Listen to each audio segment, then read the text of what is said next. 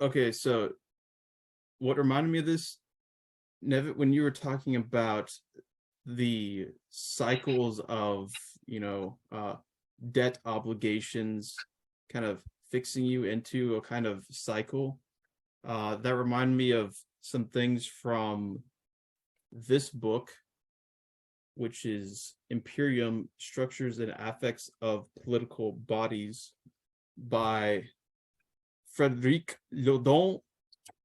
Yeah. Another So this damn is French guy. yeah, but this guy, he's actually alive, believe it or not. How do you So spell his last name? uh Lordon. Yeah, I'll type that. Oh, okay. Lordon. So he also has a book called Willing Slaves of Capital. Okay, so this guy he's some kind of a Spinoza's communist or something. But he talks about how capitalism controls people through the stuff that Spinoza talks about as, you know, affects, desire, the conatus and whatnot. By Hunter, you seem horrified by what I'm saying. But yeah, so I think it's interesting that this connection can be made between kind of, oh, I'm locked into some kind of, you know, debt relation, or I'm locked into something where, oh no, I've created another human with another human because I've followed kind of my passions of desire, so to speak, and now I'm also locked into a kind of legal financial situation, which, you know, there's the whole well, child support and all that. You can get, yeah, it's all kind of mediating our relations with each other.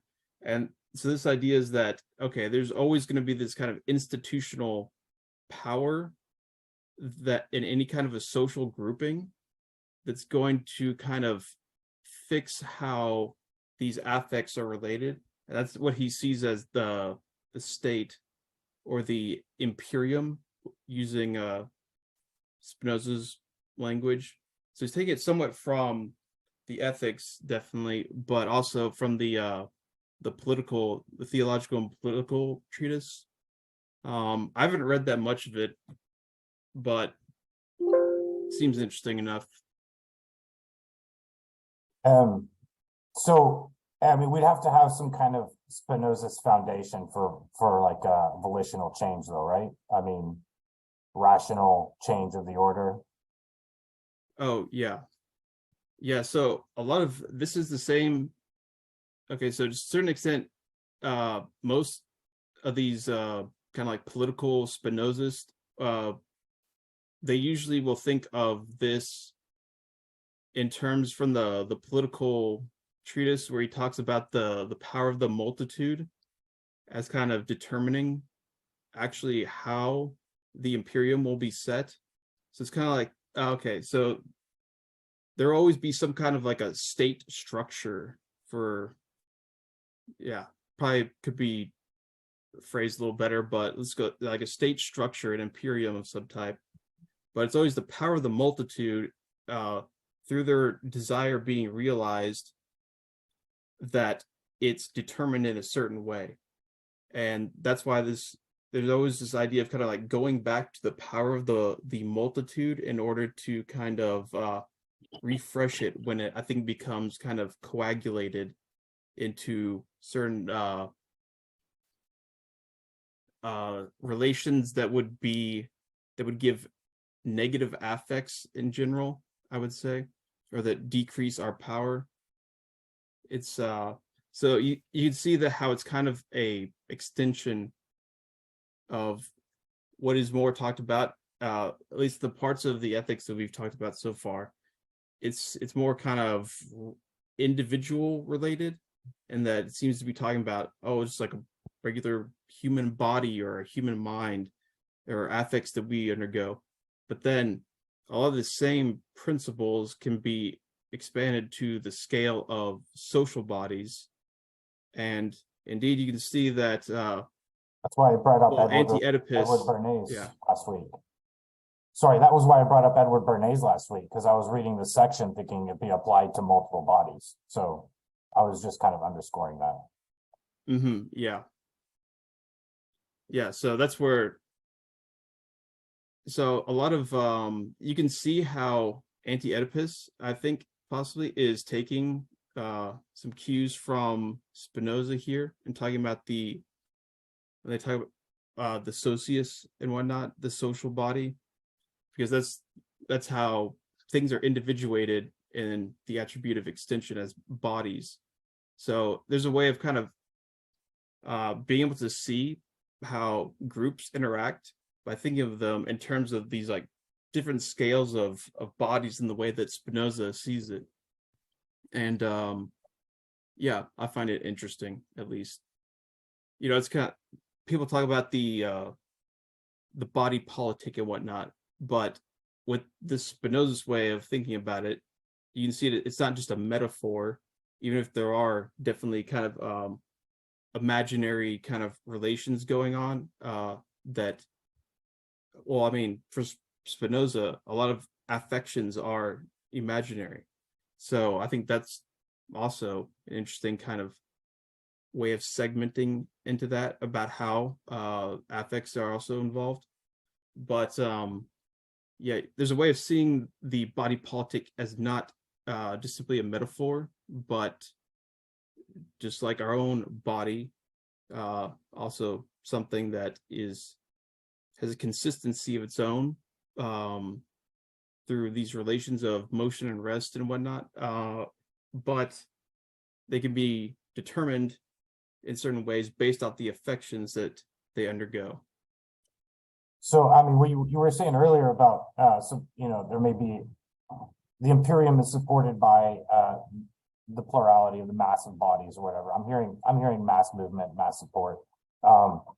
And that at times we're theorizing historically this may be congealed and there's a need to rejuvenate the consciousness of the many, right? I'm just curious again, because, you know, from a Spinoza's, we was kind of indicating earlier from a Spinoza's foundation, we have some kind of volitional change, like you will a change in the world. Yes. So how do you, let's say there are a number of determining forces that force upon a political body, a state of congealment. It seems like it's, you know, rolling down this track towards further and further congealment. It seems like there must be some theory of revolution that allows us to pull the brakes, switch to another track, right? To attack this congealment, rejuvenate the consciousness of the many, right? You see what I'm getting at? Yeah, definitely. Yeah, so I think there's some pretty, this is where I think the different kind of, let's call it like these whatever left-wing Spinozist political theorists, they tend to differ on how they answer this question of kind of, you know, what is the effective realization of the power of the multitude.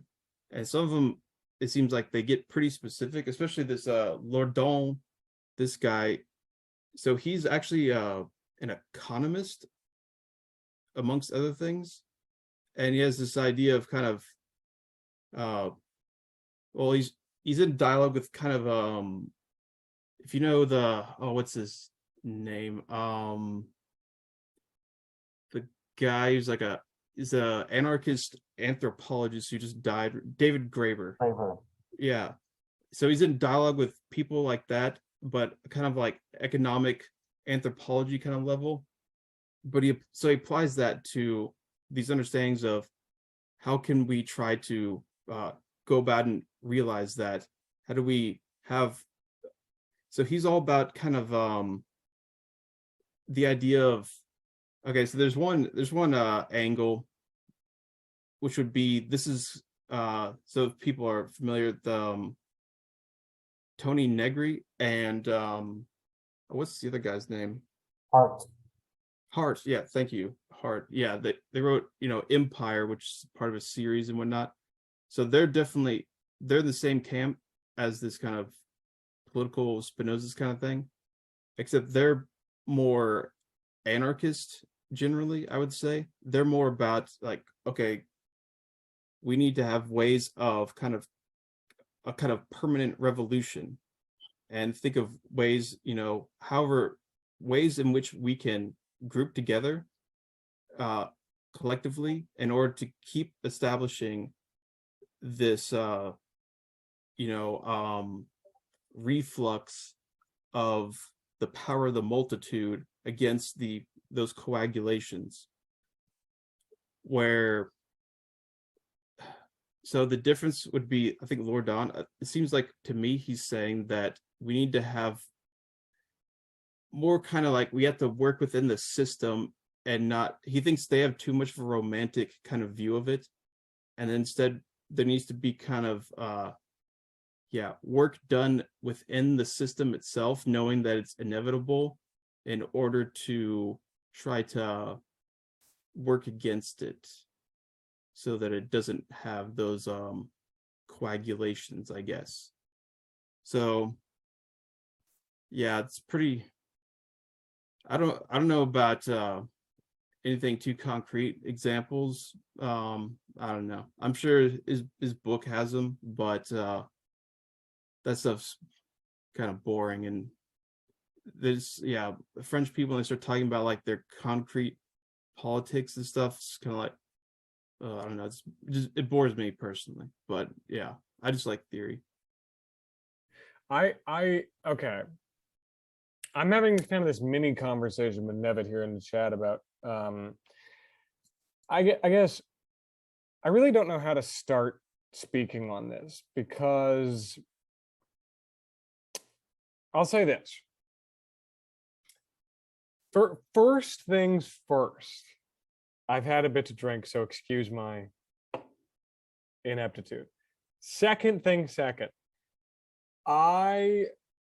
last week's section on the affects I really disliked, and this week's section I disliked less. And so that, let's keep that in mind. I disliked it less. We might get into the reasons why later. I'm just giving a little context here. I like what you're saying. I find it sensible. Maybe not sensible, rational. It inspires joy in relation to my rational capacity and my reasoning. I experience joy and understanding when you say that there is a left-wing sort of communist strain of Spinoza's thought. That makes, not because it makes me giddy because I love leftism and any sort of wellspring of it is so exciting to me. It just makes sense. That's what I mean. It means, what I mean when I say that is, yeah, that makes sense. It's like, yeah, okay, based on what I'm reading, yeah, I could see how somebody would interpret this way, in a sort of collectivist, communistic lens or interpretation. That makes sense to me. The fact that makes sense to me so easily means that at least I must have some notion of what's going on here. I must have some understanding, minimally, and that's good. And that makes me joyful. Here's my thing. All right. Nevin and I have been having this sort of mini conversation in the chat about where Nietzsche kind of enters into the frame here. And I think I'm going to use this. I'm going to try to be as brief as possible, like literally finish everything I'm saying within the next 2 minutes. I'm going to use this Nietzsche thing as a jumping off point and say, I think that it is very interesting the way that Spinoza treats power here, and the way that I, as a Western subject in the 21st century, having read Nietzsche, I read Spinoza, and the things that I think about are interesting to me.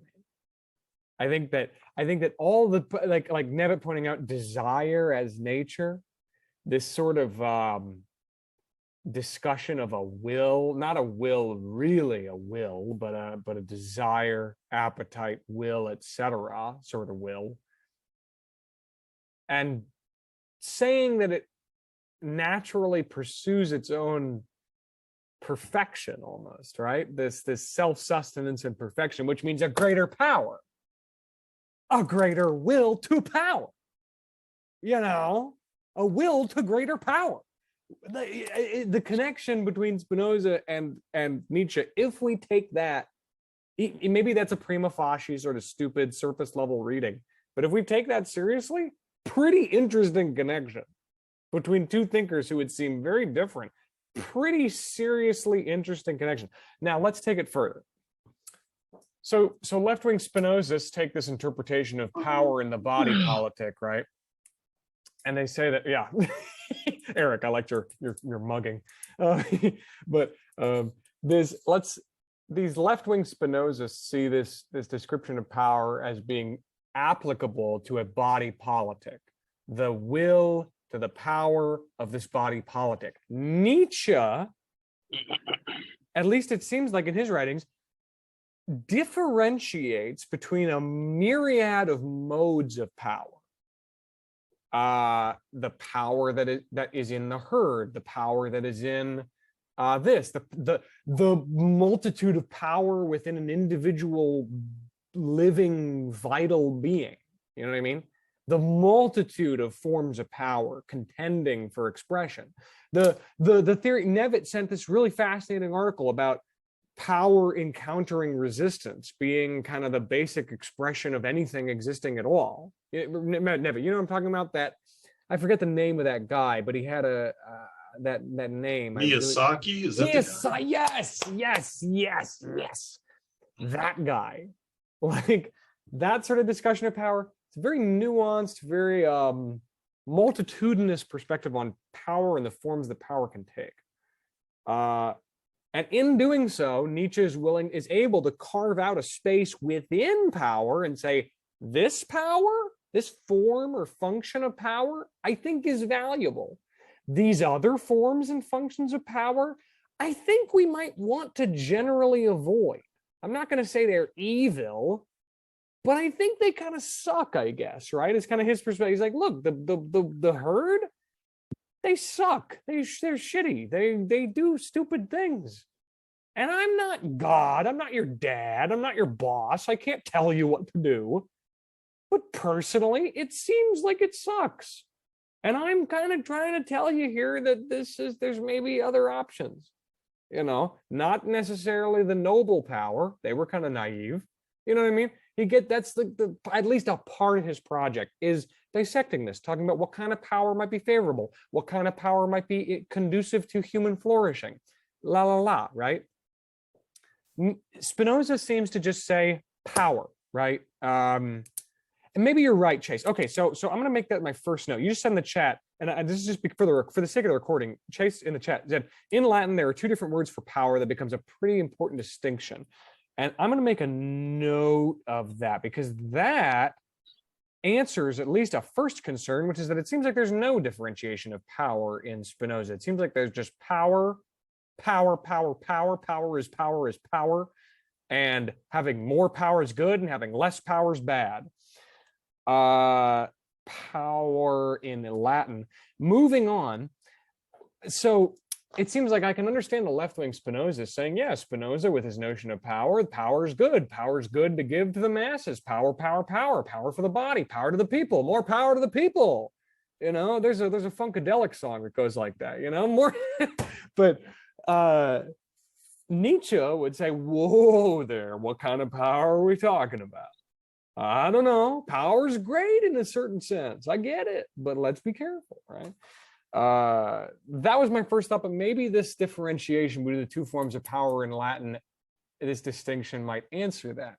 Be that as it may, I have further questions that I have this weird feeling that I need to just vomit all them out all at once and then be done, basically. So the discussion of power, things got weird for me in this reading around page 104. Okay, let's just start there. Let's talk about power. Let's talk about this reading. Let's talk about where power shows up in this reading. Let's read some of the reading. On page 104, definitions of the affects. In case anybody has a different edition with different pagination, definition of the affects, definition 3, 2 and 3. Definitions of the affects, definitions 2 and 3. Those are interesting to me. Definition 2 is joy is a man's passage from a lesser to a greater perfection. Definition 3 is sadness is a man's passage from a greater to a lesser perfection. Right? Simple enough. Lesser to greater, greater to lesser. The first is happy, the second is sad. Okay, I can kind of make sense of that in a sort of world of flatland if we're 2D beings where everything, where power is power is power is power, I guess. But here's the first question, right? I immediately thought to myself, joy is greater perfection? What about the joy of a sadist or Hitler? I bet, what if Hitler, let's say Hitler, with his hands behind his back and his Hugo Boss suit, walked into a room, saw behind a glass panel, a room full of innocent people being killed with Zyklon B. A gas chamber, the innocent Jewish people in the Holocaust. I'm using the most visceral, shitty example possible in order to make a blunt point. Right. It's a reductio ad Hitlerium. I agree. I completely agree with you. I'm doing it intentionally, though. I'm pushing forward nonetheless. Let's say Hitler, because he's impossible to defend. That's why it's so easy to go to him. It's so hard to side with Hitler. It's so hard to defend him in any way. So it's good for me. Let's say Hitler had some joy at the sight of his genocidal campaign. Does that imply that he's pursuing a greater perfection or a sadist whipping the victim of their sadism? That's a joy. They're joyously whipping and thrashing and slashing and cutting. Jack the Ripper as he vivisects innocent women in the streets of London. Joy is exuding from every pore. Now, here's the crazy thing. I thought, greater perfection? Hardly. In these guys, Jack the Ripper, Hitler, they're anything but perfect. Come on, they're kind of jerks, if you ask me. I don't think he meant. I think he was talking about this in an amoral way.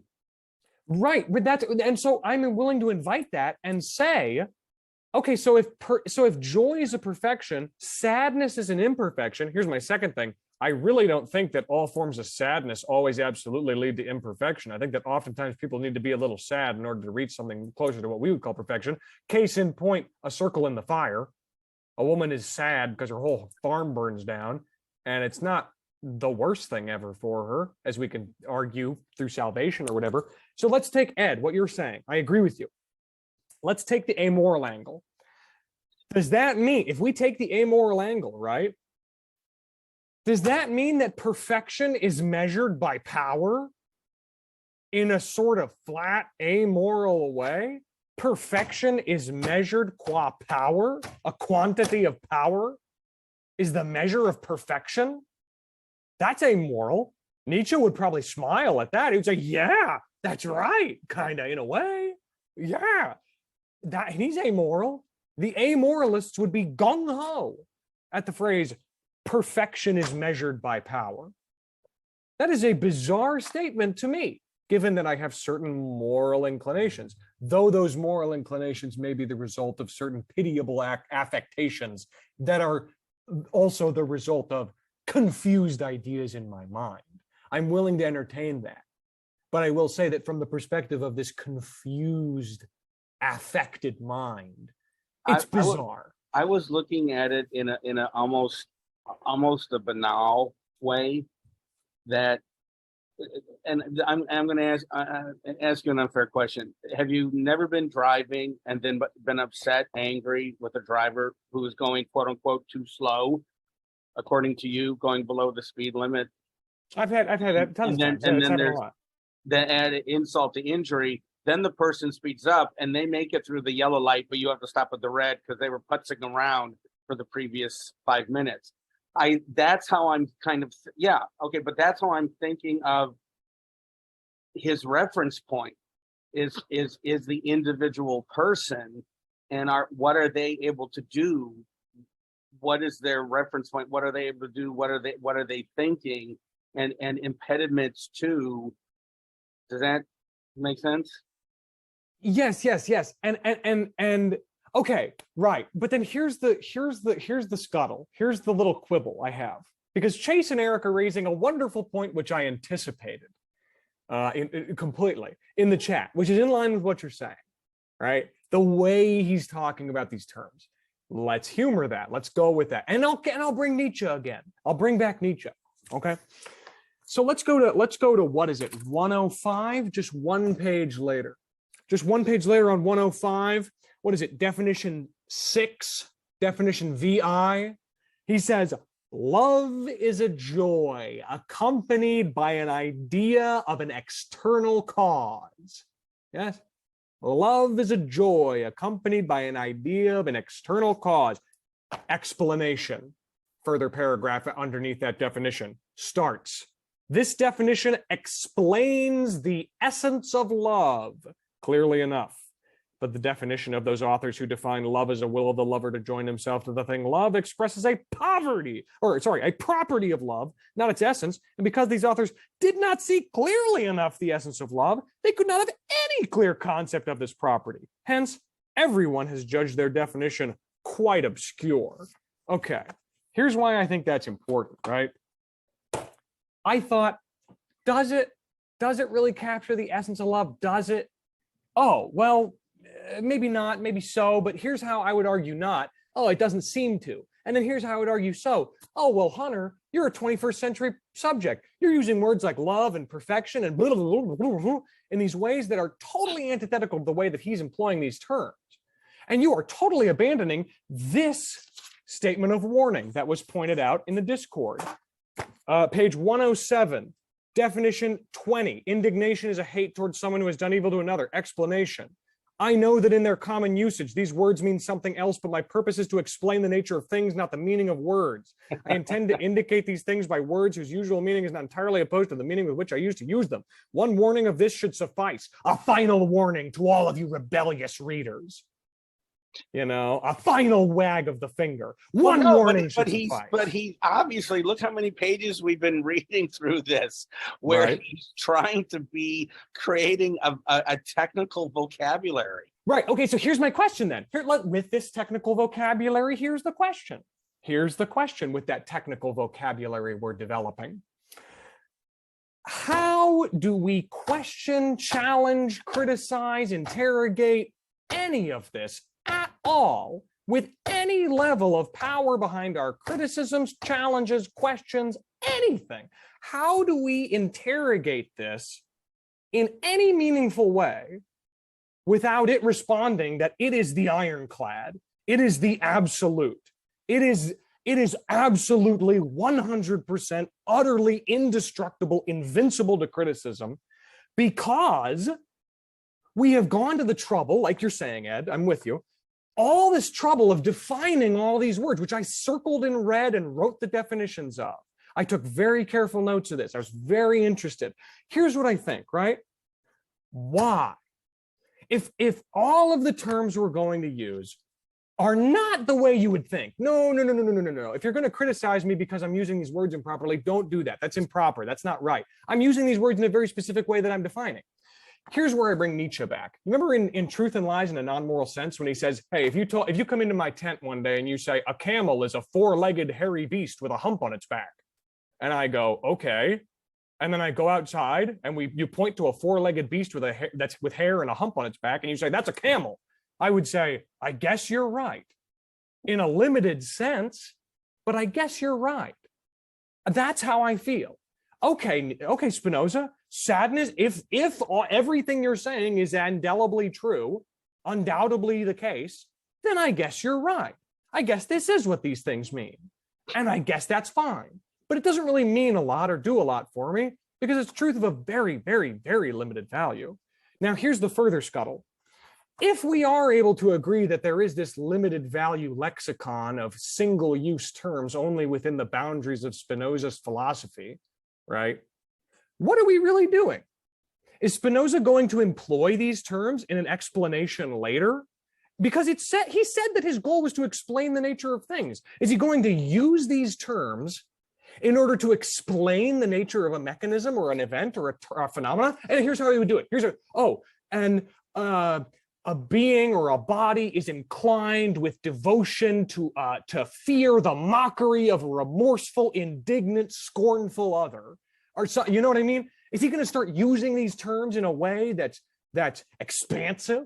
No, I don't think he is. Frankly, I doubt it. If he is, I eat crow, egg on my face. But I really, really, really, really doubt he's going to use these terms in order to further an explanation of the nature of things. What I think he's going to do is do what he's already done.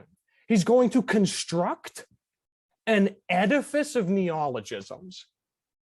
And that is what this section has been, an edifice of neologisms to me, at least as far as I can understand or perceive it. It seems to be an edifice of neologisms. How useful that is, how informative that is, how insightful that is, it varies from neologism to neologism. 3 or 4 of them were pretty cool, in my opinion. Most of them I had radical disagreements with, most of which I'm not mentioning because they're beside the point.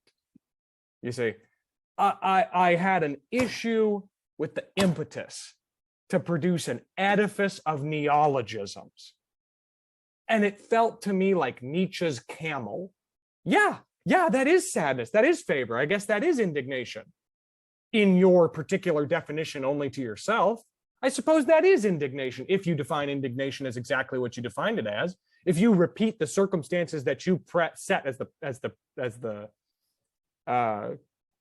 condition, yeah, if you say the condition is immediately satisfied by the conclusion, then yeah, I guess so. I guess that is indignation, according to you and you alone. Sure. What else? Well, I mean, You know? I'm looking at him as being a psychologist. I mean, he's literally looking at human emotion and trying to understand when we say someone is angry, or when we say someone is angry, or when we say someone is sad, what is really going on here, right? I mean, and so that's why I thought in terms of how he was trying to tie it to, well, external. Are you, and you remember how he uses in this section pride, and other terms of feeling of different kinds of emotion, and trying to connect them together with them being subsets of others. I thought what he was really trying to do is, begging your pardon, be more scientific. You know, don't just use these terms in a commonsensical sort of way that we use in normal discourse. But if we really want to understand human beings, we have to be much more precise with our vocabulary when it comes to the range of human emotion to get to what's really going on with human beings and their actions and how they react to the consequences of their action. Are they successful? Are they unsuccessful? To what degree? Does that? Right. And I suppose my issue is that it's sort of like a double bind I'm caught in. That's pro Spinoza, both directions.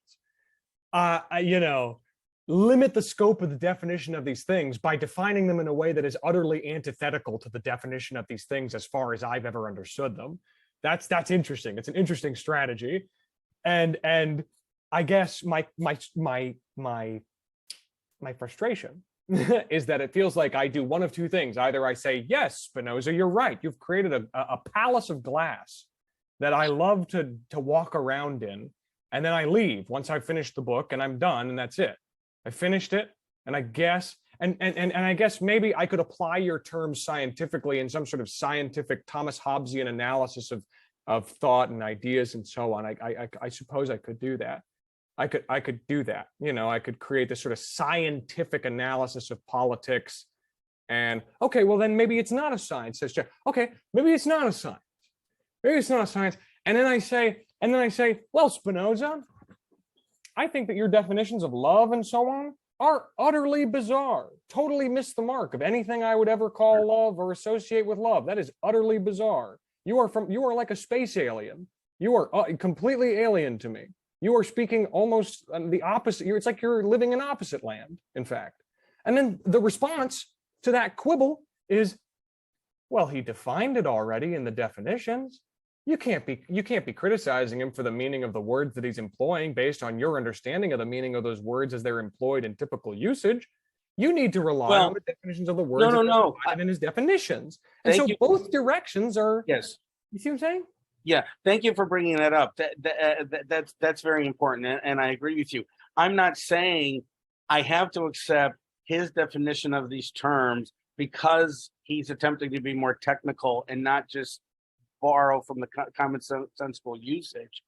What I'm saying is to really look at the guts of how he's defining these terms to see if his logical analysis of emotion has some worth.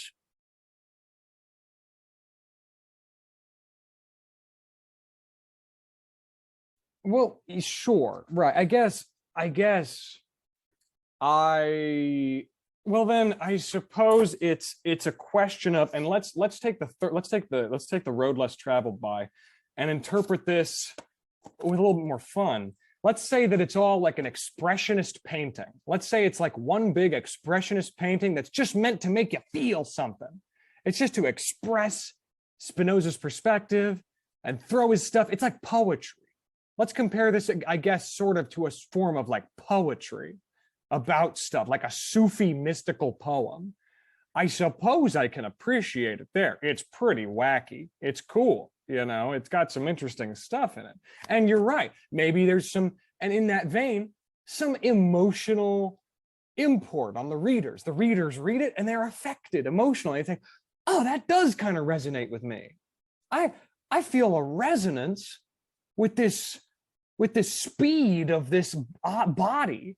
The speed of this body is right in line with the speed of my body, and I resonate with it, and I feel we can coalesce in the form of a joy, an expansion of my perfection.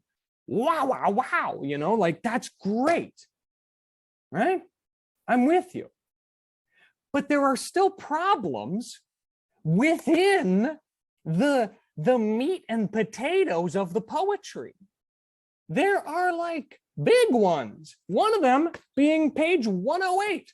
Page 108, let's see, what's the definition on page 108? Oh, I didn't write it down in my notes, I apologize. Definition XXVII, 2/3 or halfway down the page on page 108, XXVII, that's 27. Sorry, I'm a little drunk. Repentance is a sadness accompanied by the idea of some deed we believe ourselves to have done from the free decision of the mind.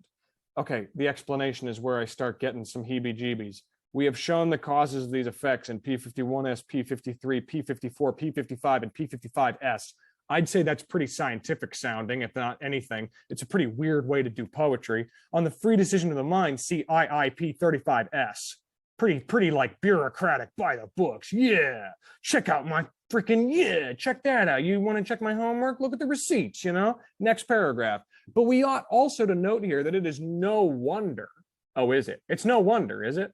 It's no wonder that sadness follows absolutely. Absolutely. Now, maybe it's the case that the word absolute in the 1700s or in the 17th century meant something completely different from what it means now. The word absolute, maybe absolute meant something utterly different in 1600s than it did in the 21st century. I'm skeptical of that thesis, though. Let me be direct. I'm skeptical that the word absolute meant something all that different. Let me be clear. Let me be direct. But he says, absolutely. Sadness follows absolutely all those acts which from custom are called wrong, and joy those which are called right. And my question to Spinoza is, have you never met a pervert? You ever met a pervert who gets off on doing the wrong thing?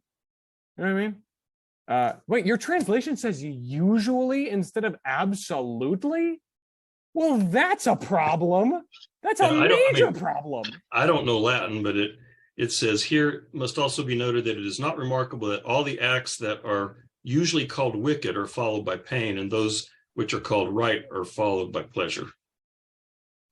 Whoa, that's you can see the very, very stark difference between the two sentences. It is no wonder sadness follows absolutely.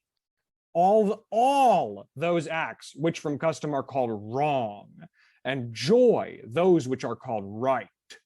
And then the further sentence, even if we accept that, which I don't, but let's accept that.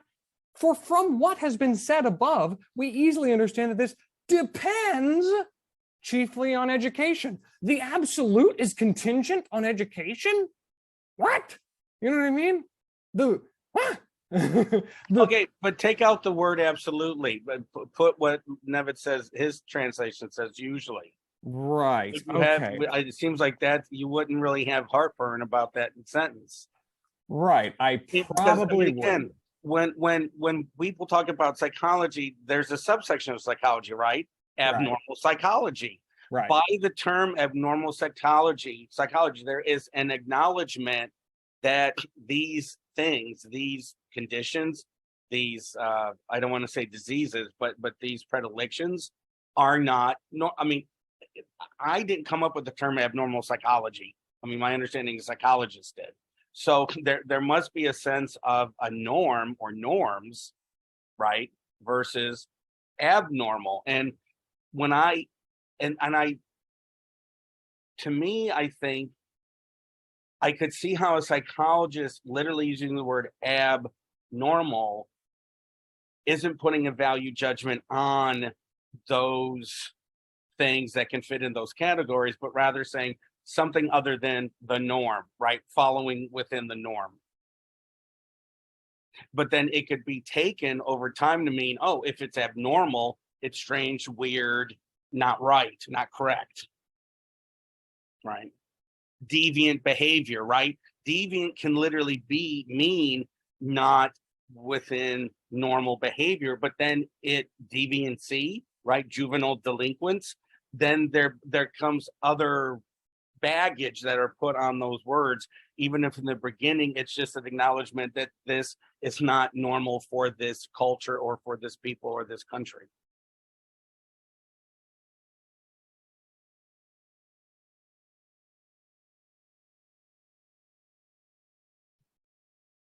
He seems pretty clearly a relativist of some kind. Yeah, I think that's right to some degree. It's pretty complex.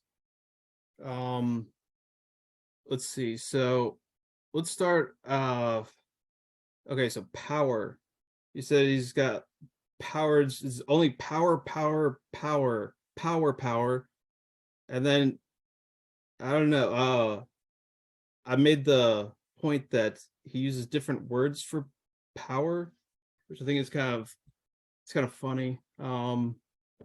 That you interpreted that way, but then turns out the text is seems quite different. So I think there's a lot of talking past Spinoza, and that you seem to be talking a lot about kind of your own it's like the most unsympathetic possible take on one word that he's using, and like one description, like power is equivalent with the increase of perfection or something like that, and then you just kind of like riff on that, and then it's like, well, what is Spinoza's actual position of these things?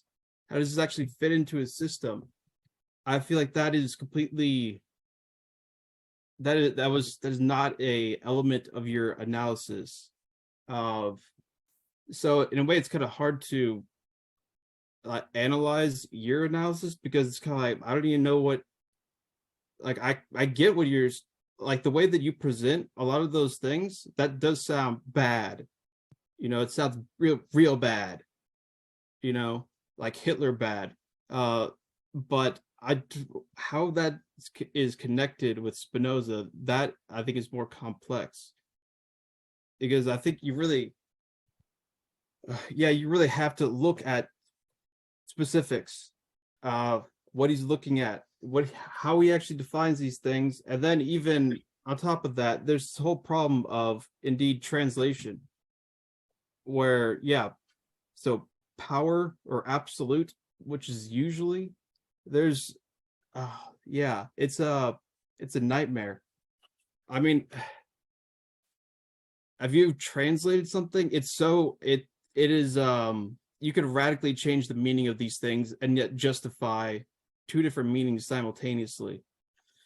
It's very difficult to translate these things, and we take our translation, we take it in this absolute sense, which I think is also ironic,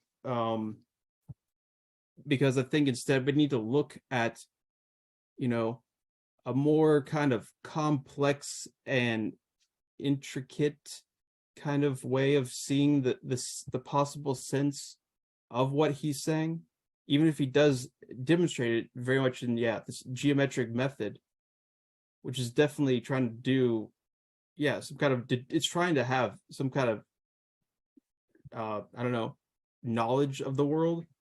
So but I feel like there's too much like emphasis placed on that as then over determining how we interpret the geometric method or something like that.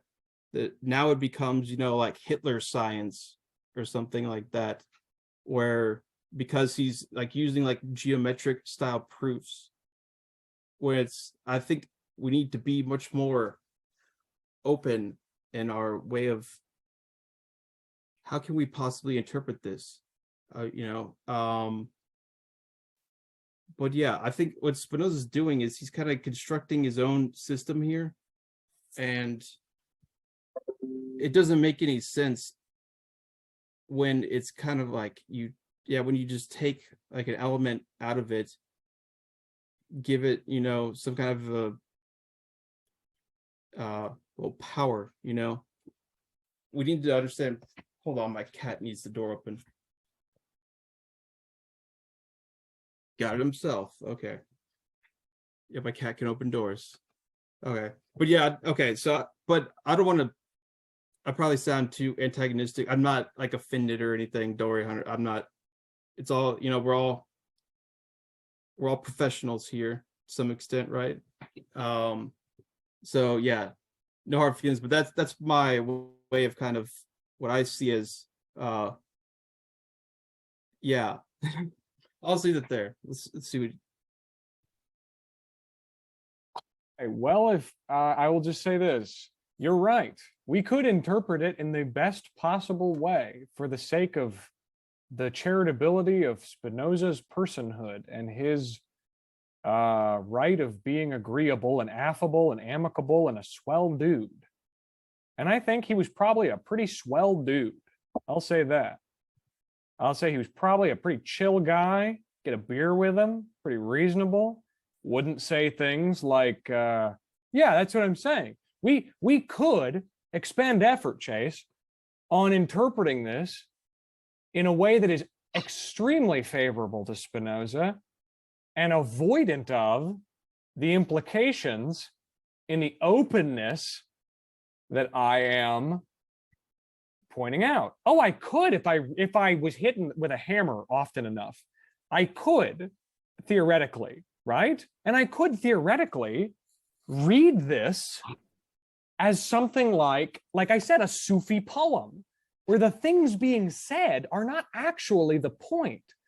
The point is the sort of feeling you get as you read it, or it's the flow of the words in the order on the page and the procession of the perfection towards God. And it's not about the actual content, it's about the form, or maybe it's not about the form or the content, it's about the vibe. Maybe Spinoza was content on vibes, right?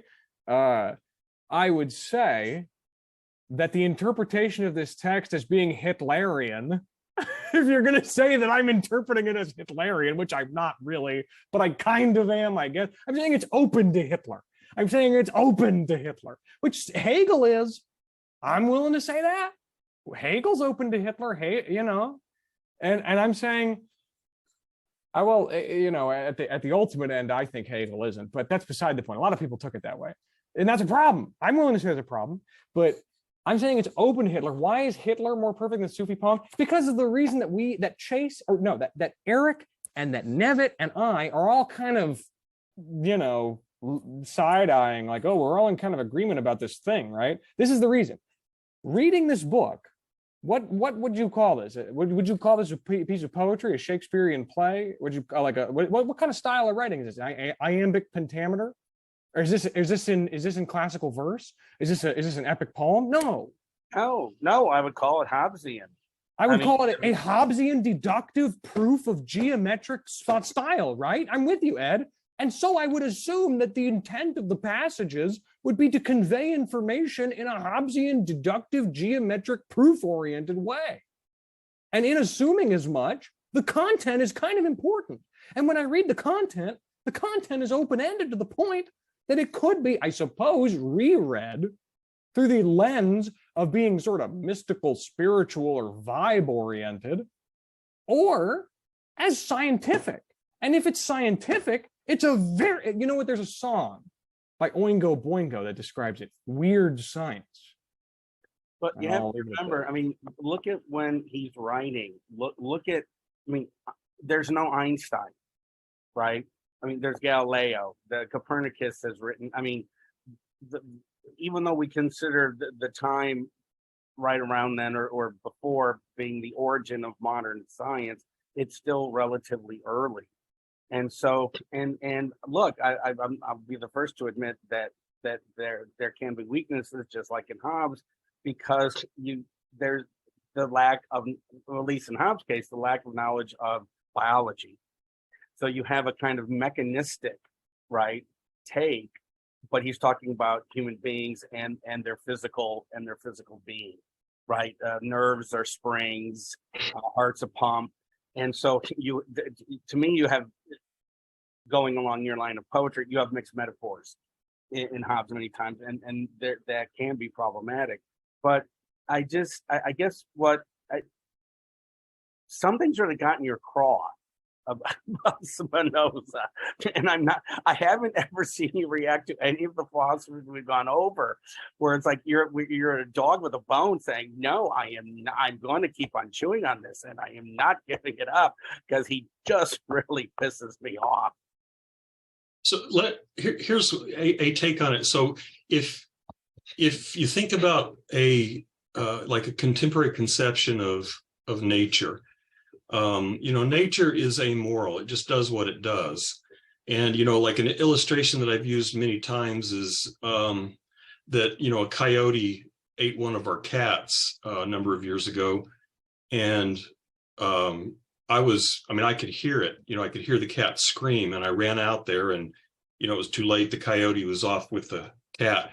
And I was either the next day or 2 days later, my wife took our dog out into this undeveloped area and found the cat's head. Well, I can be upset at the coyote, but I can't exactly, I can't blame the coyote. It's just doing what it does.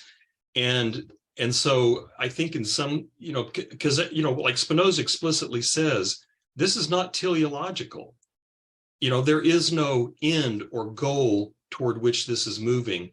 There is no moral end toward which nature is moving.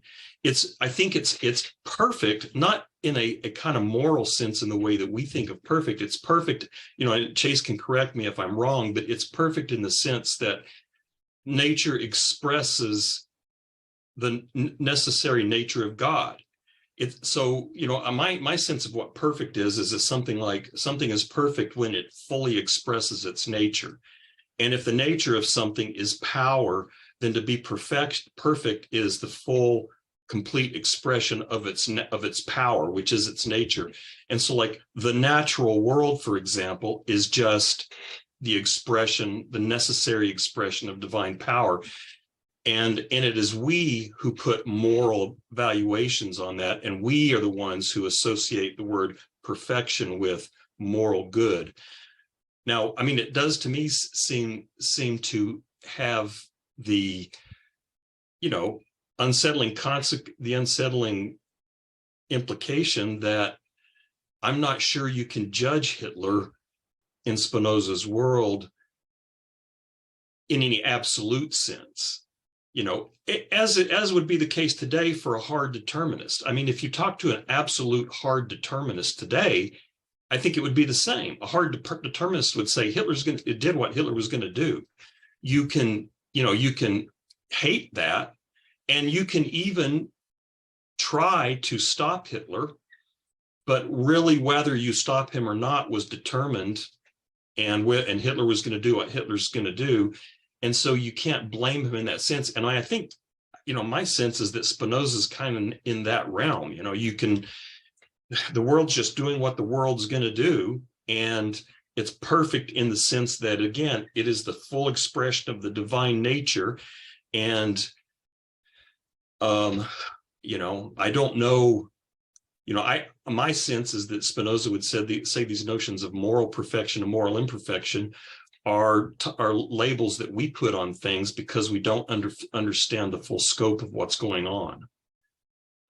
Anyway, sure. Yeah, I'm with you there. I'm willing to. It pains me because I feel as though there has been great effort put into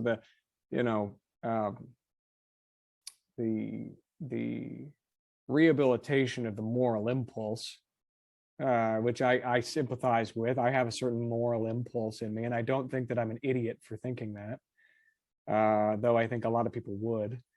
I think that I'm aware of the argument. Just because it's an icky consequence doesn't mean that it's not possible. This is why I disagree with the classical philosophers who say, oh, well, your determinism means that there's no ethical blame on anybody. That's fucked up. How we can't accept your theory because then we can't blame anybody. My response would be, what do you mean? If it's a good explanation, then it's a good explanation. Whether or not the consequences are yucky should not determine how you feel about it, right? So the yuckiness of Spinoza's thought is not necessarily what's determining or I guess I suppose it is, given that everything is always determining me to my utmost perfection at all times. I guess it is, but it's not necessarily the yuckiness of the implications. That's just a side note. That's a concern in the vein of moral or practical or social or political application of Spinoza's thought, which it seems many people are interested in doing, given the books that we were discussing. A lot of people seem interested in political and social and psychological application of Spinozism, which I would say is open to question, given the yuckiness. But the yuckiness aside, let's look at a new problem, right? Why describe anything as having greater or lesser perfection at all? Given that everything is as perfect as it can possibly be. I'm reading off what I said in the chat. It is naturally expressing its natural state, and everything is constantly in a state of the full fruition of its natural entities, like essence. All bodies are as they are, and they are as they are gonna be, and once they're in the past, when we look on the ones in the past, that's just the way it had to be. Everything has to be how it has to be. There is no changing it. There is no up or down. There is no here or there. There is nothing but this. Then what is greater or lesser? Perfection. You know what I mean? I guess the only way that you could see something as being in a state of greater or lesser perfection is from a point of a confused idea, right? Which then implies that this book is speaking to me as if I'm confused, right? It's saying, oh, well, this is a greater, for you, Mr. Reader, who are the simpleton, this is a greater perfection. What you would call perfection, boo-boo baby, this is what that would look like, right? Well, this is what lesser perfection would look like. What is sadness? If sadness is not lesser perfection, why would you call sadness lesser perfection? Because in a state of sadness, even in a sadness where you feel as though, or experience the experience of truly, the diminishment or relinquishing of one's power of action, isn't that the most powerful or practical or perfect that you can possibly be? How are you descending in perfection? How is anything descending in perfection? You know what I mean? I guess, sure, there are okay. So right, go ahead. Okay, I think that's what this book is about. So basically, the affects, that's what he's talking about. He's talking about how, sad affects decrease power, how they restrain power, they diminish it. And perfection is just, that's a term for reality. So he's saying that when your powers of acting is diminished, that also in a way your reality is diminished as a mode. Okay, so from that perspective, that's where that variation occurs. And so ethics occurs on this level of that variation of a mode's power. So it's not like in a way, from the other perspective, which is kind of more I guess kind of ontological, you'd say, yeah, definitely everything is necessary, everything unfolds the way it does. But then there's kind of the ethical perspective, which is more based for the individual mode. And that's going to be about, okay, how do we work within these variations to try to do, well, basically, what are we, where, these strivings, these efforts to increase our power. Okay. So the kind of the idea of perfection would be kind of like what actually is capable of efficiently realizing that, instead of like a kind of failure within that relation.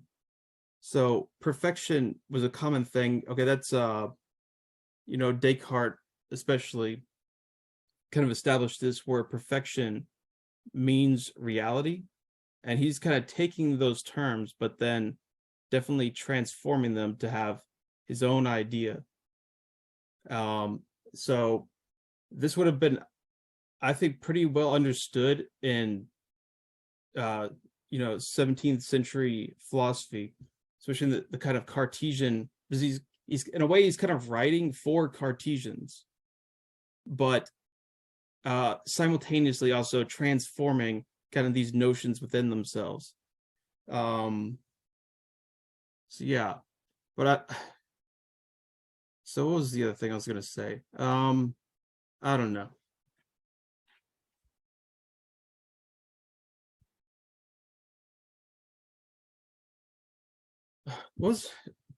I guess there was a question that Nevin had that I was gonna. Yeah, it was basically about the perfection thing, I guess, right? So yeah, perfection. My sense is that, I might say my sense, I'm not sure I could tag text with this, but that perfection is the something like the complete expression of one's nature. And since one's nature or essence is, at one point he says desire, but he seems to make an equivalence between this conatus, desire, appetite, will. And so then a full or a complete expression of one's nature would be to fully express the full, all of one's power in all of its multiform ways. That was my sense. Okay, yeah. Okay, so yeah, this gets back into the whole kind of the relation between essence and existence. So essence, that's the power of acting, or a degree of power. And what is that? So that's going to be the relation of motion and rest, speed and slowness, that determines kind of how individuals are formed. What is the principle of individuation is going to be, okay, how are we formed with some kind of a relation? And then there's the existence aspect. So this is going to be kind of the parts that fill in that relation, that realize it. And those are determined, externally in this world of encounters between different forces and bodies and whatnot. So that these powers, okay. So once a mode exists, it realizes that relation, that's its essence, that determines kind of what it can do based off of how it can maintain that relation while kind of undergoing all the change of its parts. So, for example, the human body is more complex, therefore it can have more parts kind of recycled out of it while it's still maintaining its relation compared to a less complex body. So that's an example of a kind of the power that he's talking about.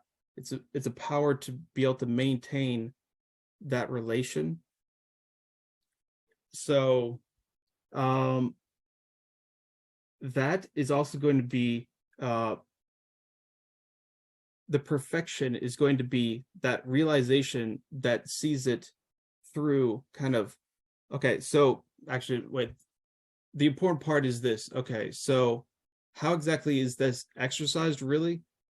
So the affects that we undergo determine how that power of action is realized. So this is where this diminishment in it happens. So when we have sad affects, those will diminish that aspect of our relation, of what we are. And that's the kind of diminishment in perfection, is it's diminishing what we are, which is indeed, when we're determining existence, this kind of striving to have this point of maximum kind of efficiency. Oh my God, I said efficiency. Oh, that's gonna cost me. You got to use that one against me, Hunter. Oh God. But no, I'm trying to I'm too explain. sideways to even use it as ammo against you. Don't worry. I'm ass backwards. Don't worry. I'm not, store. I would if I was on the straight and narrow with you, but I got to tell you, Tell me what. But that I'm fucked with. I'm totally, Okay. I'm totally upside down in fucking La La Land, I guess. I'm like the freshman getting spanked at the Spinoza's fraternity.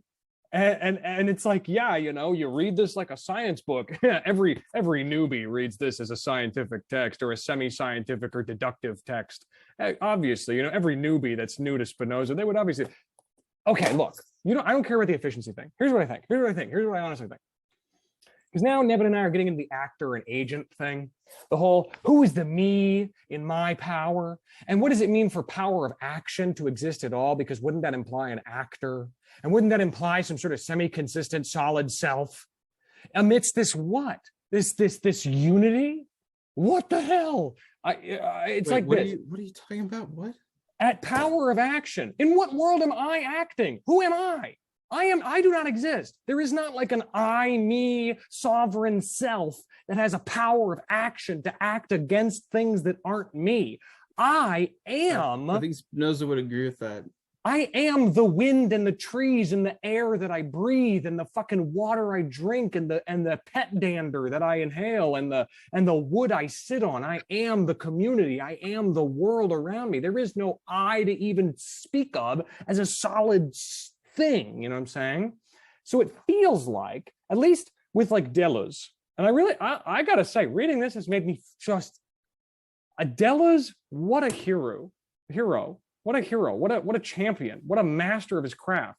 Because at the time I was so frustrated. Now I look back at those halcyon days, because he's willing to at least be like, yeah, okay, to be straight with you, it's an assemblage. It's not, let's jettison the idea of consistent selves and agents. Let's jettison that. It's an assemblage. It's an assemblage. The point is not individual consciousnesses.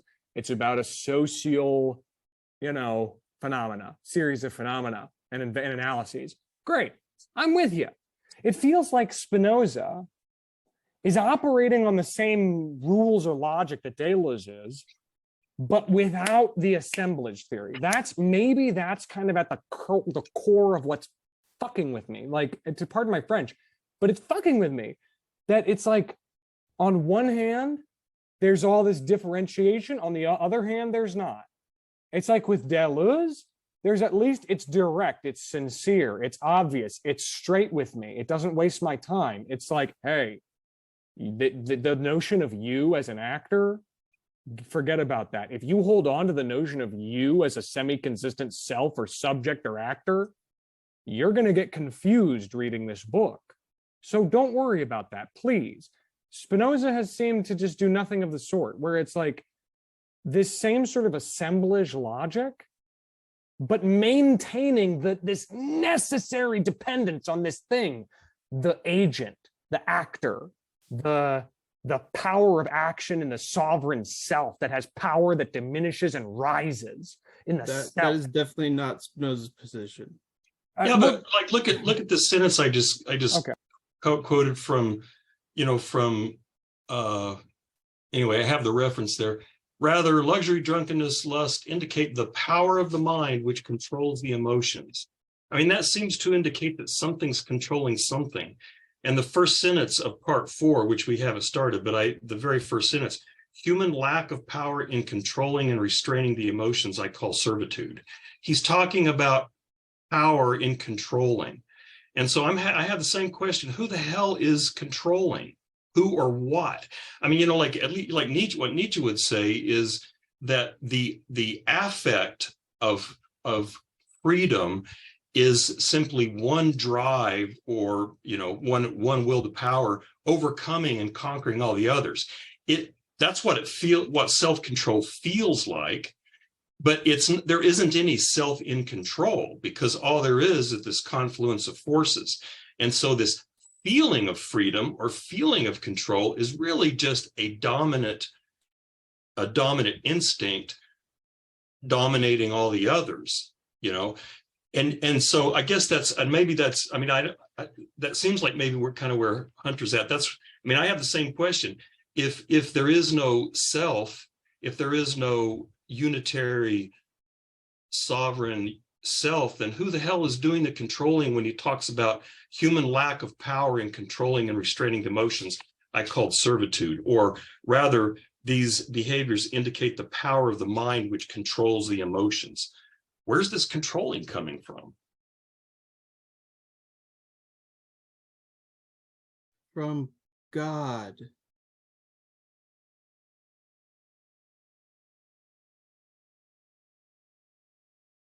I'm not taking that as a joke. I am with you. I know that you may be a little bit of funny there, but I am with you. And I'm trying to think to try and not be such a boor, such a thoughtless boor. I think that Spinoza might say something like, it's a body. It's a body and a mind. It's a body and a mind, perhaps in confluence with other bodies and minds, and what we call control is just a placeholder term for what we see in the observable phenomena that happen to this body. To me, I think it's just an issue of language, maybe. Maybe that's it. Maybe that's all, and I can chill out, smoke a doober, like we've talked about. It seems like with Spinoza, everything that happens is things happening to bodies. It's things happening to bodies. It does not seem at all like there is any room for bodies to do anything or to make anything happen on their own. It seems like all bodies are things happening to each other. It's just one big pot of things happening to other things, not throwing out happenings. So my sense, and again, maybe I'm importing my conception of Nietzsche's will to power too much here, but I thought it's just, there's not even really bodies as such. I don't know, maybe there is, because it's Spinoza, so that's probably wrong. But I'm just thinking there's just these confluence of forces, and if you have a particular configuration of forces, you get a body. And so insofar as everything is just force is shifting and changing, if that's right, and I'm willing to to say it's not, but then you can't even really properly speak of a body doing something to a body, because it's just, these strings of power pulling on those strings of power, and it's all God in a sense, but God is just this huge dynamo of power relations that are shifting and pulling and changing. So you can sort of talk you can talk about bodies, but like bodies are really just these modes of this big shifting, changing mass of power that he calls God.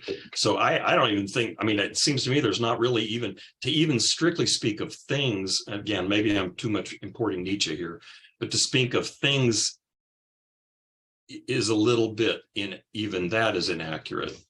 But maybe I don't know, maybe I'm way off. Yeah, no, I think I'd have a natural bias to want to interpret Spinoza in a Nietzschean way, but that's how I do see it. Because I don't think so. What he's going to say is, what is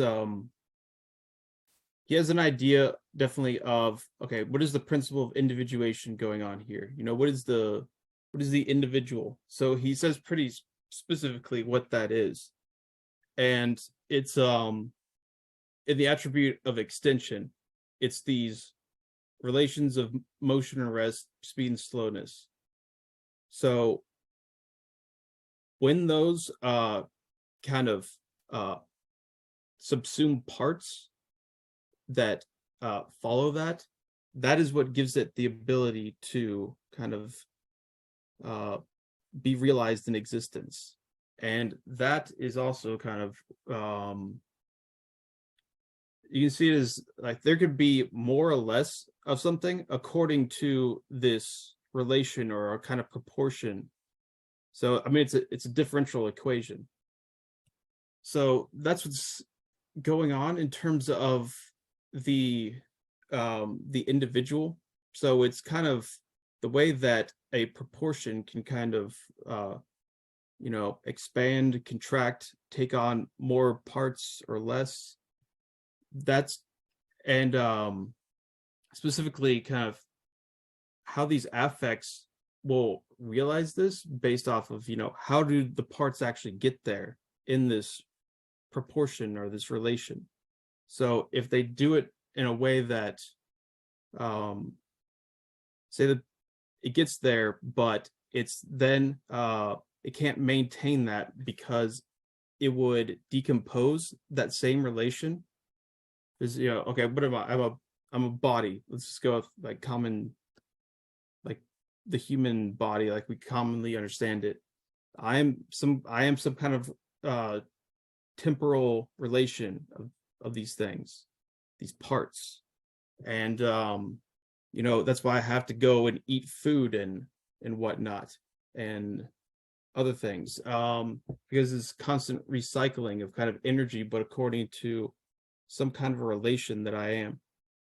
But what is I think what Spinoza is really trying to do by talking about all this affect stuff is he's trying to show how that's connected with kind of the way that our body tries to maintain itself and how it's kind of composed of that. So what the conatus, that's kind of this relation, but when it's determined in existence, then it becomes this kind of radically contingent thing that could easily be swept up and destroyed by something taking its parts that make up its relation.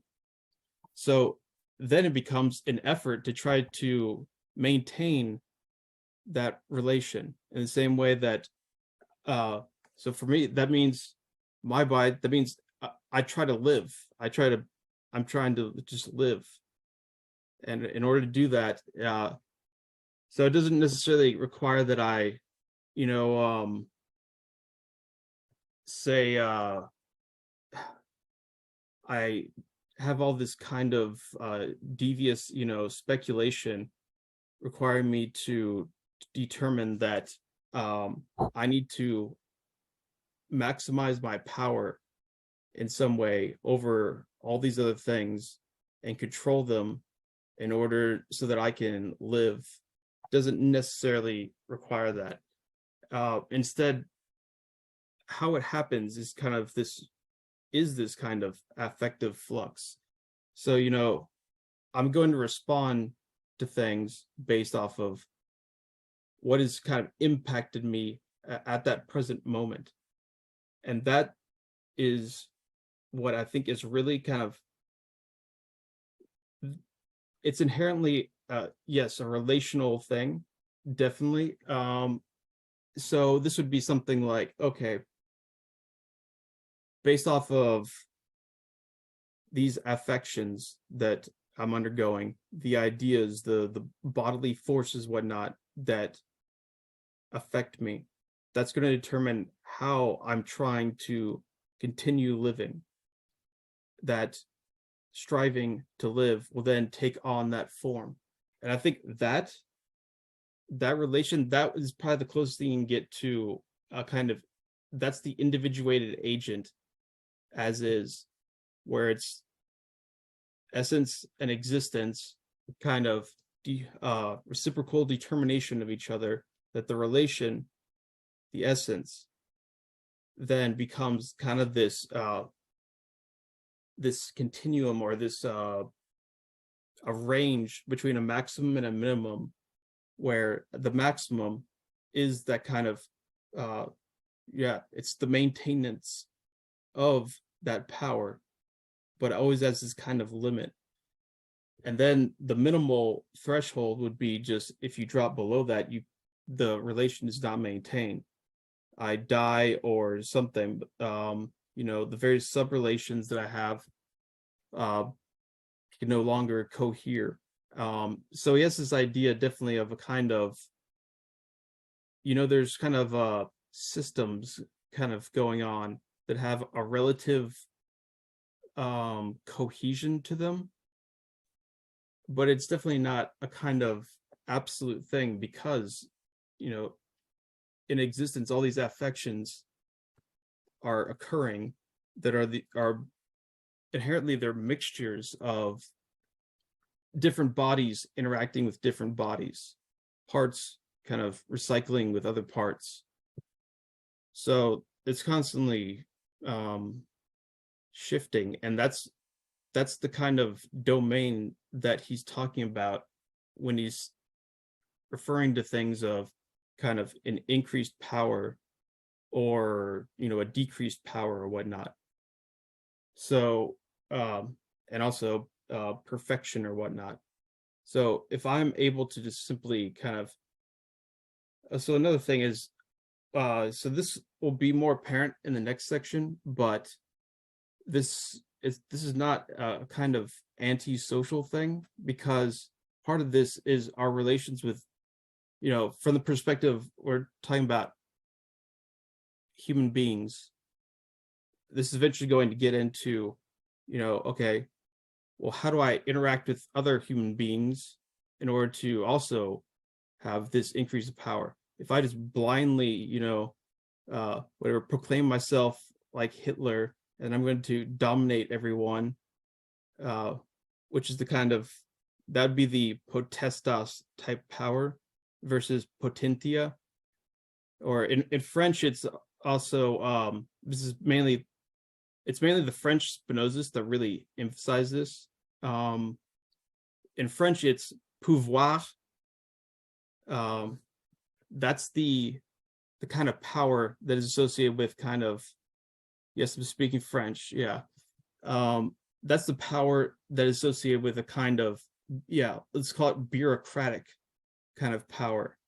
It's structural kind of power over, instead of, so potentia in Latin, or puissance en français, that would be instead kind of power to. It's about capacity or ability to do something. So, I'm trying to do something, I'm trying to explain this right now. Am I able to do it? Can I do it? I don't know. I may fail. I'm probably failing, especially the original question, which I don't even really have an answer to. So I'm just going to talk about something, So, okay, I'm trying to do something. Do I have the ability to do it? Do I not? I don't know. A greater perfection of my relation would be to basically do it. Which probably seems to put too much emphasis on kind of intention, I guess, but it's really, okay, what defines our power of acting? I think it is, yeah, what affects can we also undergo? Is if I'm if I'm completely catatonic, that's not really a great amount of power. I would say power of acting. So really, okay, one thing I think that would help is if we say we're talking about power, we say something like power of acting, because that's what he says, which I think agentia, potentia. So so I think agent actually is kind of interesting because that goes into this Latin roots, because to say that you're doing something, that's agere, which that's what eventually we get the word agent from. The agent is the doer, although this is something where there's no kind of like separate doer. Instead it's what he's talking about there as the individual. There's this relation, and relations indeed that kind of cohere their parts, they're then able to maintain themselves. And that's basically what power is.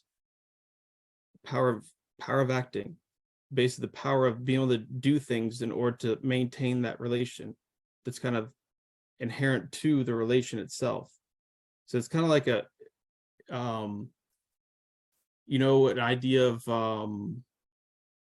what's the term, kind of the systems theorist kind of thing, autopoiesis, that's it.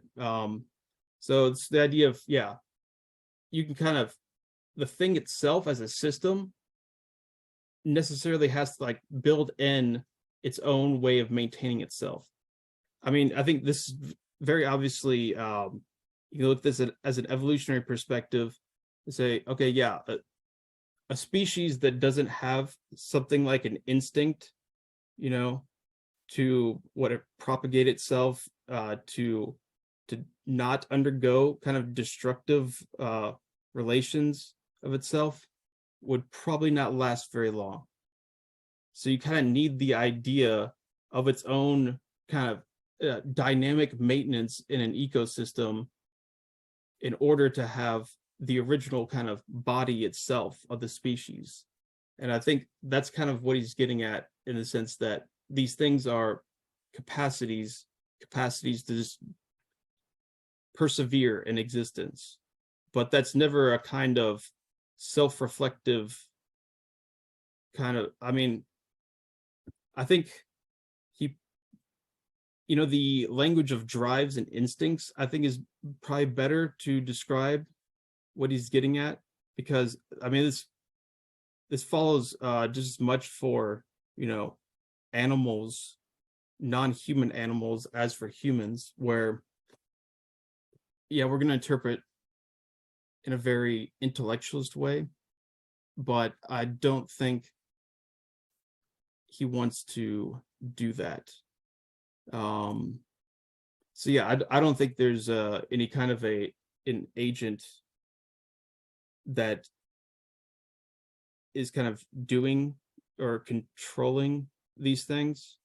It would more be something like, okay, so I think what he does mean by something like controlling the affects, this would be something like, okay,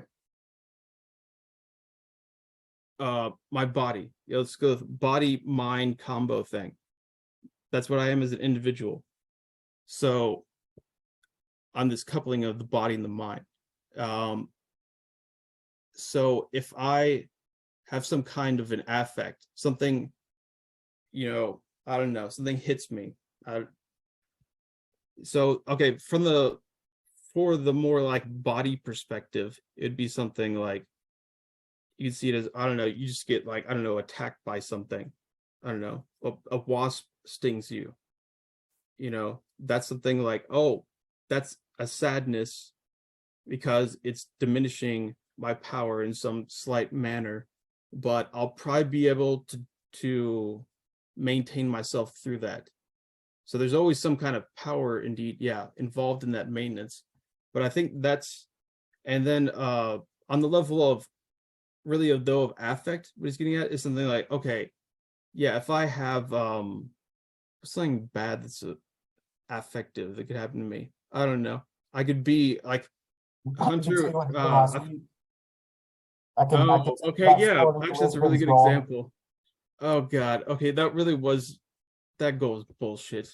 I mean, it was brilliant. A great goal. What's wrong with that goal? No, you got to win. I saw Arsenal fans in the stadium applauding that goal. It was, yeah, it was great. It was great. Yeah. Okay. Seriously. But indeed, that definitely gave me some sad affect. Okay, so something like that happens, but it doesn't completely crush me that Arsenal lost. Mainly because we have a real shot at possibly winning the title, possibly. I hope you do. Thank you. That's actually meaningful. I'm not bullshitting. Well, I mean, you know, considering okay, so for context for the other people here, so Eric's a Manchester United supporter. Who is Arsenal competing against? Manchester City. So there you go. Makes sense. Yeah. Okay, so yeah, that goal, definitely sad affect, but the fact that I can just simply still cohere and I don't emotionally fall apart from that, I think that's kind of the idea of like a control of affects, where he's saying that, yeah, if people though just simply they don't at all try to kind of I don't know, integrate like different things that happen to them, I think that's what he's saying is like, that's not the ideal thing. That if I just simply kind of like fall, I don't know, but like something like following inclinations or something necessarily, it's not like, you know, like that's kind of a Kantian thing, I guess. It's definitely something quite different. I don't know, it's kind of hard to describe the like failings of it more so than I think the way that he thinks of it is just simply like always kind of there, kind of keeping me persistent so that I can undergo these sad affects that I constantly feel. That is something like this power that he's talking about, and also the fact that it is something that can maintain itself through, despite the fact that those affects have this kind of disintegrative force on it. That's a kind of control of it. But not the language I would use, but I don't know. But that sounds, I mean, maybe I shouldn't use the word ethics at this point because we haven't really got there yet, but that sounds purely descriptive at that point. So when you say something is controlling, it's like a description of, well, when this happens, this is, I mean, again, kind of like Nietzsche's thing. Well, I'm going to describe to you what's happening when you feel like you've done a free act. You haven't really done any, I mean, there is no you there. There is no you that's being free. So it's just merely a descriptive, a description of what's taking place. I mean, that's what it sounds like, that this notion of controlling is just like, well, there is something there controlling something, but there isn't any, it's not me controlling or an agent controlling. It's just some part of the system is controlling some other part of the system or is dominating some other part of the system. Yeah. Is that what control means? Yeah, I think so. And yeah, that's definitely I see it definitely much more as a descriptive thing. So I think really is kind of what he's trying to do is he's mainly doing a kind of descriptive thing. Like I'm explaining the nature of these things. and he's not necessarily saying, if you don't do this, you're bad. Instead, he's going to define those things definitely in basically a pretty relativist manner. That, okay, what determines that something is considered bad or good or whatnot are indeed kind of my description of these things that I'm talking about. And I think that's what he's trying to show. He's trying to show how the affects, like, okay, so what was the education affects them or something like that, right? I think that was something that Hunter like violently objected to, where if you read what he says about education, he just says that, like, custom, he's talking about culture and how society influences what we think of as right and wrong. That's literally what he says. I don't know. It's not like, doesn't sound very Hitler to me. I don't know. So yeah, that's Look, okay, let's shelve the Hitler.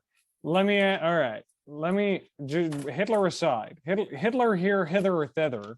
I just want to ask you if I've got it right here, because genuinely, this is not, I sound maybe a little ironic just based on like my tone and the fact that I'm actually a little bit pleased. I'm in kind of a good mood now because I've had some fun, and I'm at a point where like I don't know, I really appreciated everything you've just said. I want to kind of say it back to you and see if I've got it basically somewhat consistent, right? So individuals, just to start from something, right? Individuals in this lens, this perspective, this framework, I don't know what I want to call it, this framework, something from this perspective, right? Individuals are considered something like portions or proportions of parts and relations. Individuation is our word for portions and proportions of parts and relations. And if those portions and proportions of parts and relations enter into existence, oh boy howdy, then it's a relation that has to maintain itself amidst the vicissitudes of existence. And any attempt to speak on this is going to be really modeled based on the subject-object bias in language, which makes descriptions of relations and affectations very naturally confusing for the position of a subject whose whole life is you, me, I, thou, this, that, right? In trying to talk about individuals not as the typical understanding of an individual, but as a proportion of parts and relations amidst a broader pool of parts and relations. That's what an individual is. That's weird and different, and it makes trying to talk about it hard and confusing sometimes. But moving on from that, the essence of these individuals logically becomes what you called a range with a maximum and a minimum. So like in that range, within this range, do I have the potential to do X? Convince my friends that Spinoza is not Hitler. Convince my friends that Spinoza is Hitler. Whatever it is I'm trying to do.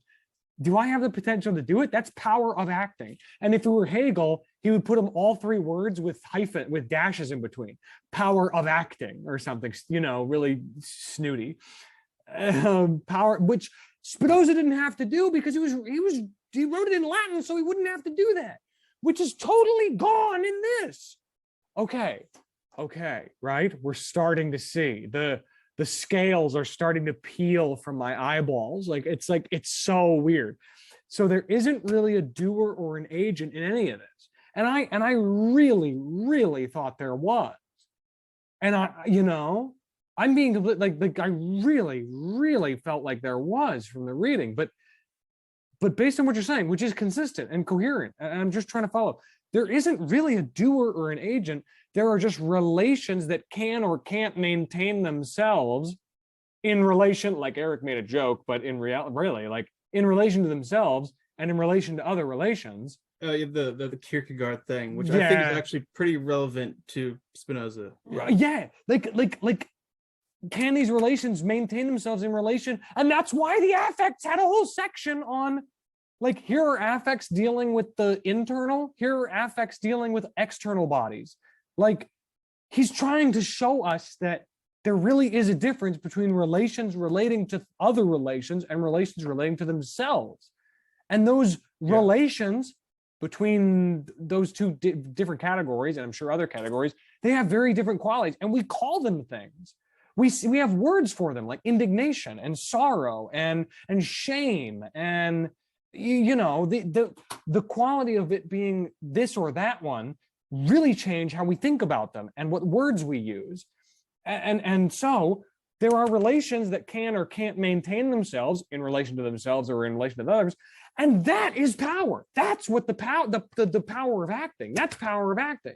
That's not bureaucratic state power, like power over others, or power of like dominance or control. That's power like that, like autopoiesis, a system which has its own maintenance built into it. What is the degree or intensity of the autopoiesis of the system at hand, amidst the broader system which that system is a part of or a proportion of?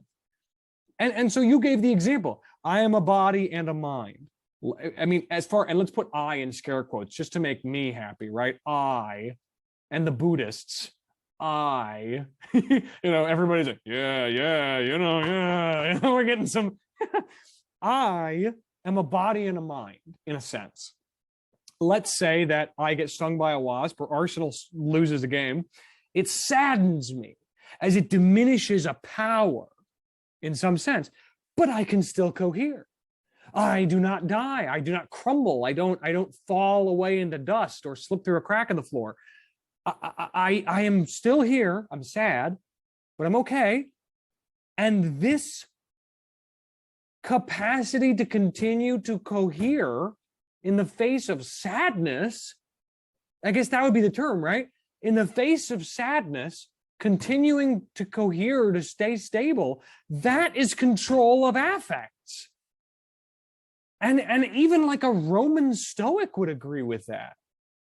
Like a very, just on a sort of face value, like, yeah, able to stay stable in the face of sadness, that's control of affects, sure.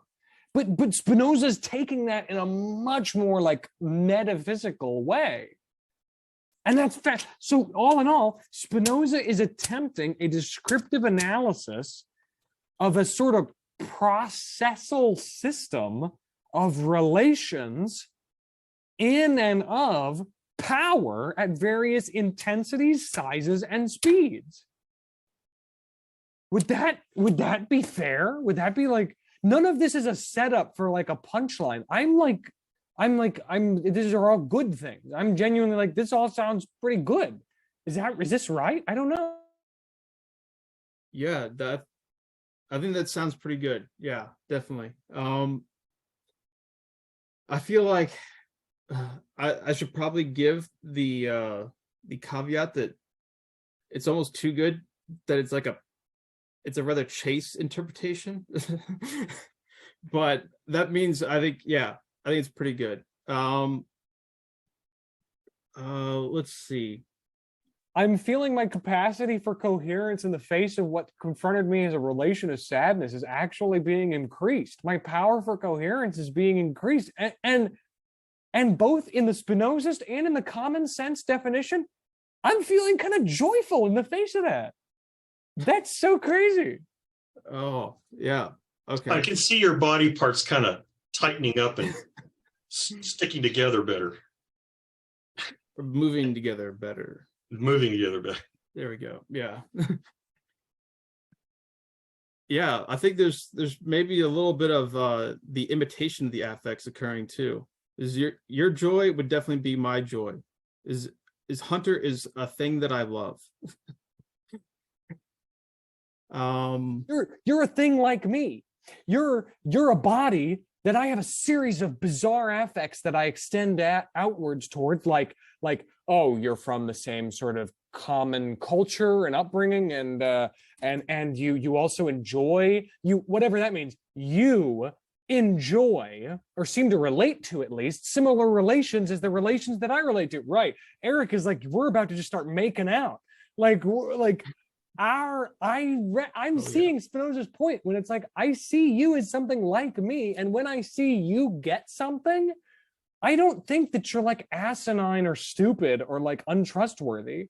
Like I'm like, I think when I see some like, and that's a common affect. Many people describe this as like, well, if somebody I trust says X, Y, or Z, I'm open, I'm listening, I'm more open to their, even if it's something I disagree with or something, I'm more open because I trust them, because they've shown that they're like me in a way. And in this sense, you have shown over the series, over a number of years of our knowing each other, that you're a relatively trustworthy person. I mean, I won't trust you with my debit card just yet, but I trust you on your analysis of things like passages of Spinoza.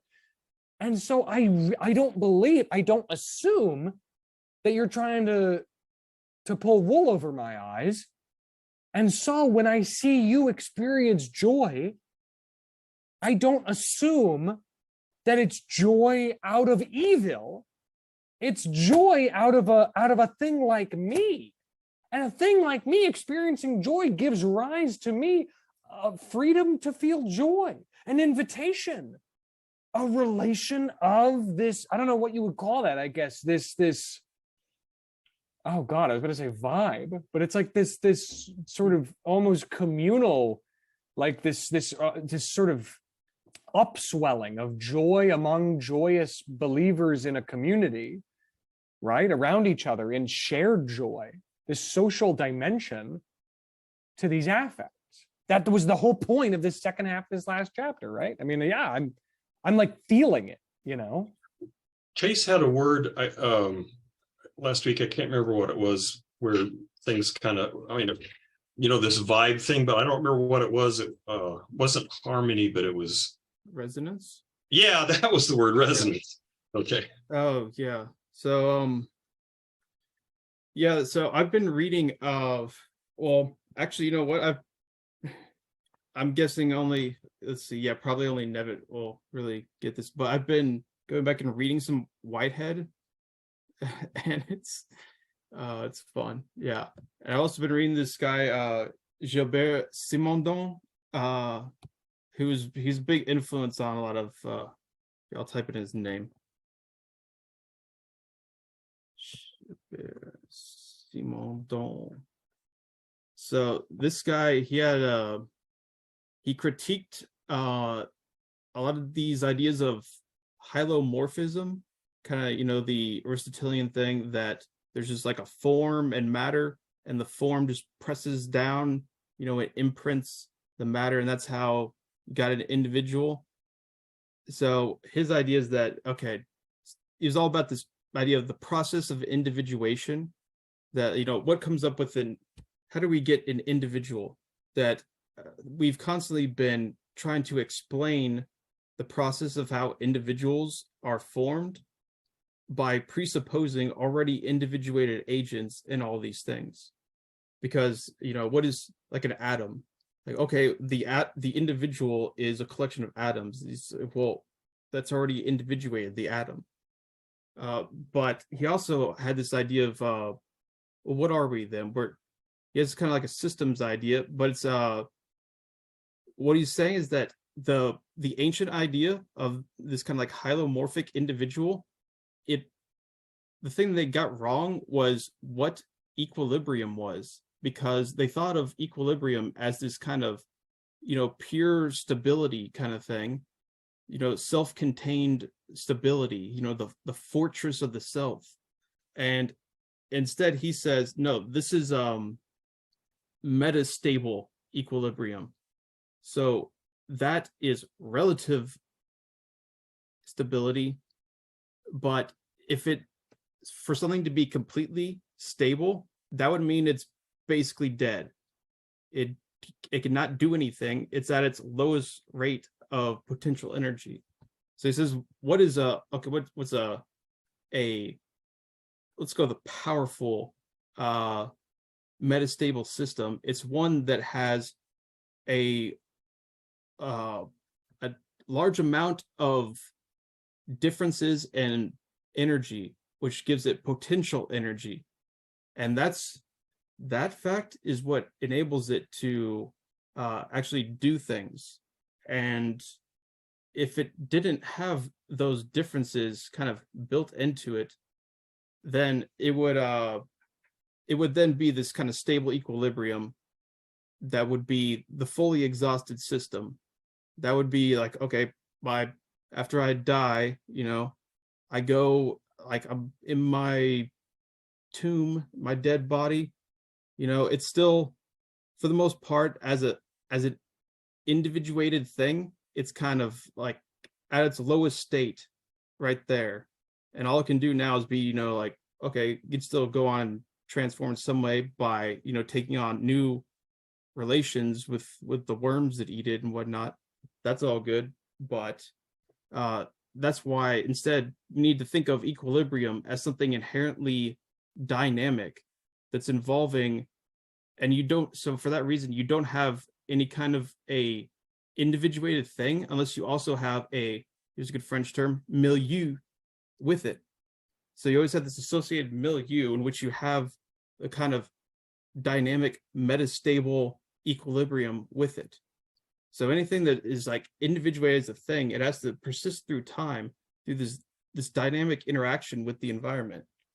And yeah, I think there's definitely some relevance to what Spinoza is getting at, in the sense that I think he's definitely still under the sway of that kind of ancient idea of thinking of equilibrium as stable on some level, especially because I think that's the language he had to go on. And he is trying to speak in this language of, Cartesianism in order to appeal to these people. But I think he's trying to express an idea that is going beyond this, that's thinking more as a tendency towards that idea of a metastable system rather than a stable equilibrium. I think that's kind of his idea of this. The individual for him would be something more like that. Yeah, I don't know where, but yeah, Hunter, I think that was a good. I'm convinced that I think you have a pretty decent understanding, at least of my very biased reading of Spinoza, which luckily also, because it's a very Nietzschean influenced, just happens to kind of somewhat cohere with Nevitz then too. So yeah, works out somewhat, I guess. I'm glad we're in a hug box where we can all get together and talk about how right we are, how smart and how correct we all are. Oh wait, okay, now I remember the thing I wanted to talk about. Okay, so one thing that I will say is, okay, so there's the temptation to say, like, okay, yeah, joy is just, good, but so there's things definitely where, yeah, you can have joy on a kind of like limited level, but then it doesn't necessarily mean that is really even taking Spinoza's criteria here and just saying, like, okay, let's run with it.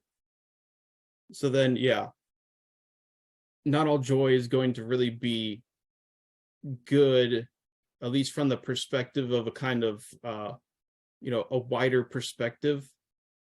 There will always be a perspective, I think, that joy, in the sense that it is that kind of increasing of power, is something good, based off his kind of like, descriptive kind of good thing that he does. But so one example is, so he had this famous kind of exchange of letters with this guy, Blyenberg, something like that. So this guy was some kind of I think today he would be the equivalent of just like an evangelical Christian. And he wrote to Spinoza demanding that he explain what evil is.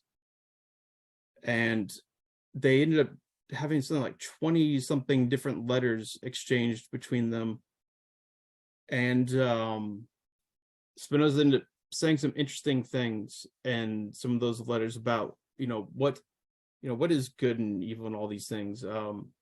So there's one of the things he says is that, okay, in any kind of action, there is some aspect that is always going to be good. And he's that just that strikes me as, okay, so one thing, I think the example was something from oh god, it's from one of those, like, the Greek tragedies. Oh god, what's the one that, so Sartre, The Flies is based off this. It's like no, I can't remember. Some Greek tragedy thing. It's like matricide, I think is what it is. Where I can't remember the name of it. Who was the one before Sophocles? The Greek tragedian. I can't remember. But the idea is, okay, there's this heinous act of matricide that, well, I think one example I'll see. Yes, that's it. Thank you. Forgot how to even say that. Aeschylus, but I don't know the play that you're Aeschylus, talking that's about. it. Yeah. So oh yeah, one thing. So we also used the example of, I think, Nero doing something. I think he killed his mom or something too. I don't know. Matricide is the Yeah. example. Yeah. Like, okay. Well, he had her killed. I don't think he did. Okay. himself. Okay. And he had to do it twice because he actually had a ship constructed that if you took out one part of it, the entire thing would collapse. And when the boat fell apart, Mama was a good swimmer and she actually made it back to shore. Oh. And so he's like, oh, I better get after her because I know my mom's mean. And so, yeah, she was killed, assassinated. Yeah. So Nero, not the nicest guy. Some sad affects there. So so this Blindenberg guy, he's trying to corner Spinoza into saying stuff, but he's saying, okay, yeah, everything has some kind of, insofar as it's expressing a kind of the power of acting, then it's good in that sense. So use the example of, I think something like, I think it is from that play, like Agamemnon. I think it is something like that, where, like, okay, in the act of matricide, what is good about it, insofar as it's expressing this power of acting of my body by doing that. But that's basically limited to that. It's bad in these other senses that he talks about with related to kind of like the imagining, and like he goes into actually like intention in somewhat. But either way, it's not in the ethics, what parts of it kind of are. But I think that is an example of kind of the way that he would want to analyze certain things, to show that, it depends on the sense of, we can kind of like look at any one thing and see, okay, in some ways, yeah, we could say, according to whether it follows kind of like this vector of increasing power of action or the vector of decreasing it, that's always going to be just kind of this criteria. And I think that is, maybe that can be criticized, but that is going to be his way of seeing that.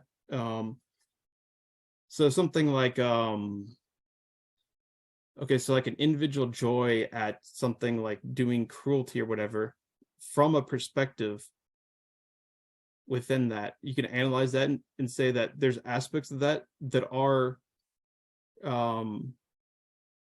whatever, yeah, let's like leading towards, greater perfection and power and whatnot.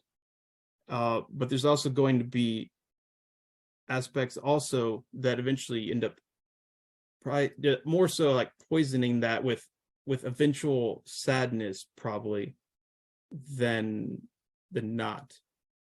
And that's where I think also that the difference in scale between kind of just operating on the individual level, along with this kind of the fact that, there's the whole kind of, social collective level also mediating all these things. And after all, so the other thing is, a lot of times he's talking about these affects, he says, let's the idea is to understand them, not ridicule them. But I think a lot of ways, if you look at his analysis, he's talking about things like, yeah, people by nature are envious. People by nature want to hate each other, things like this.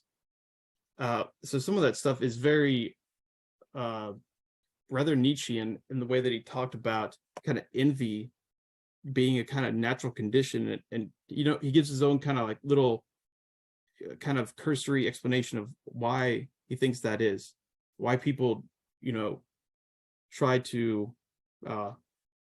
so if people try to do things that increase their power of acting, a lot of times they're doing it based off how they're determined by these affects. And a lot of these times are these imaginary relations that are imaginary in the sense that we would use it as like, okay, it's bullshit, so people are acting, by acting, that means they're determined by these affects to do all these ridiculous things, and they end up hating and envying each other and all these things. So there's this aspect of a kind of, I don't know, cautionary note, I think, and that's really the motivation behind some of the way he uses language, like controlling the affects and whatnot. And also because think of the context that he's working in of this, I think he's definitely coming from kind of like a Spinoza's, he is Spinoza, Stoic kind of context. At the same time, just like with Descartes, he's using this Cartesian language, but he definitely wants to do something like radically different from Descartes, while also still keeping some elements. And I think the same thing with the Stoics. There's definitely some elements he wants to keep, and that's the context he's coming from.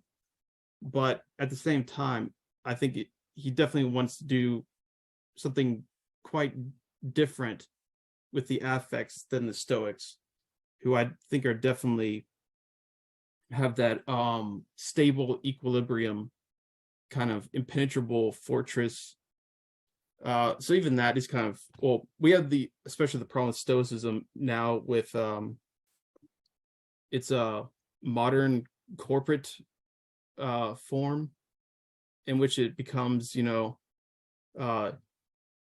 don't feel your feelings so your tech boss gets money, which seems to be, if you look at YouTube Stoicism, that's kind of what it's all about. Which I think is doing Stoicism quite a disservice. But yeah, I've heard that name quite a bit with the modern Stoic stuff. I don't know. I'm skeptical of the Stoics. And so Deleuze uses stuff from in Logic of Sense, especially, but it's more based off their theory of language and whatnot. But even then, it's a very Deleuzian take on the Stoics, as in, like, say a Stoic scholar would probably be like, what the hell is this? What the fuck?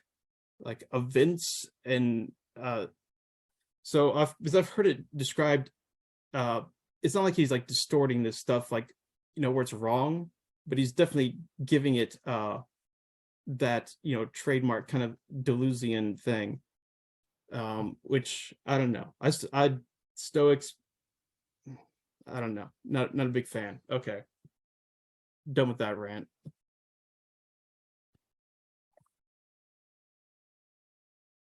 Yeah, I don't like the Stoics either. Are we tired? Shall we? It's 8:30. Yeah, should we adjourn? I have to pee real bad.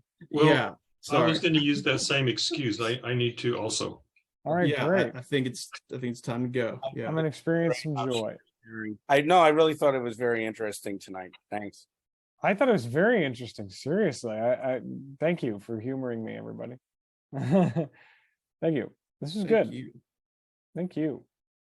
All right. Bye, everybody. Good night, everybody. Bye. I love y'all.